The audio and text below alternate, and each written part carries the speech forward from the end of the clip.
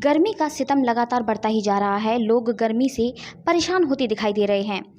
दोपहर में तेज गर्म हवाओं से लोग बेहाल होने लगे हैं। लगातार लू के थपेड़े लोगों को असहनीय दर्द देने का काम कर रहे हैं। आसमान से ऐसा लग रहा है कि आग बरस रही है। मैनपुरी में गर्मी ने सारे रिकॉर्ड तोड़ने का काम किया है।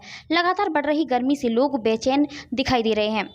दिन में बाजार में सन्नाटा हो जाता है। गर्मी बढ़ने का कारण क्या है और लगातार गर्मी अपना सितम क्यों ढा रही है? इतनी गर्मी आखिरकार क्यों पड़ रही है? इन सब के बारे में नगर के लोगों ने तमाम तरीके की विभिन्न प्रतिक्रियाएं दी हैं।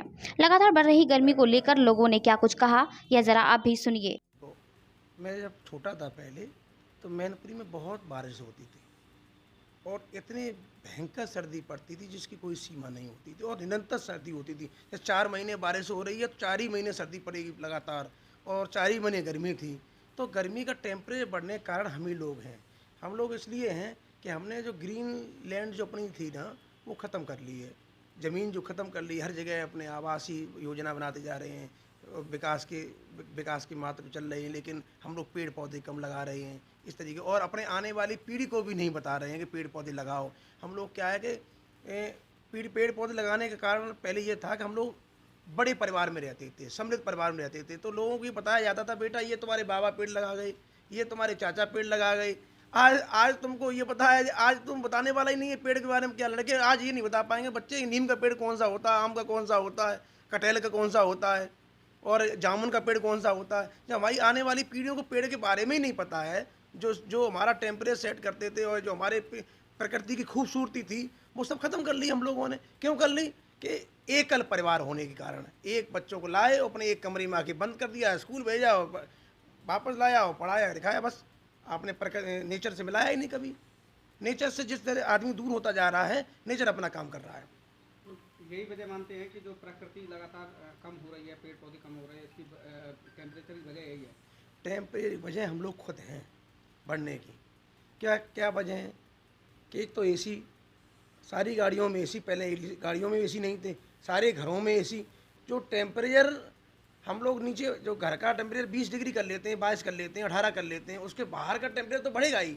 उतने स्क्वायर फीट का अगर हमने ठंडा कर लिया तो उससे कुछ ना कुछ तो फर्क बाहर पड़ेगा ना, हीटिंग देगी बाहर। तो प्रकृति सब बैलेंस रखती है। अगर आप अंदर ठंडा करेंगे तो बाहर गर्म हो जाएगा।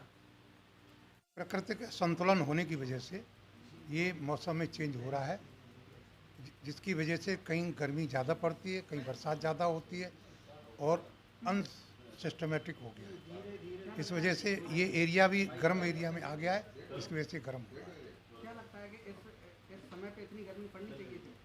नहीं, ये नहीं पड़ रही है, ये क्योंकि इस संतुलन न होने की वजह से पहले बरसात भी कम हो रही है, गर्मी ज़्यादा बढ़ रही है और कई चीज़ें अव्यवस्थित हैं, इसकी वजह से ये सब चीज़ें हो रही हैं। सबसे मेन वजह है पेड़ पौधों का कटान ज़्यादा हो रहा है और नए पौधे कम लगाए जा रहे हैं।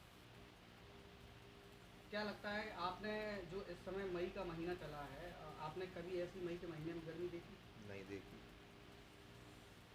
तो क्या बचाव बताना चाहते हैं, क्या संदेश देना चाहते हैं? मैं तो यही संदेश देना चाहता हूँ कि हर घर में हर व्यक्ति को कम से कम 10 पौधे लगाने चाहिए और ऐसे पौधे लगाने चाहिए। पहले गांव में लोग क्या करते थे, पिताजी बाबा हुआ करते थे, तो हमारे गांव में खेतों पे ऐसी कोई जगह नहीं है जहाँ पीपल के पौधे नहीं लगे हुए हैं। सबसे शुद्ध ऑक्सीजन देने वाला पौधा जो होता है पीपल का, हमारे हर खेत पे हर जगह 2-2 4-4 पौधे लगे हुए हैं।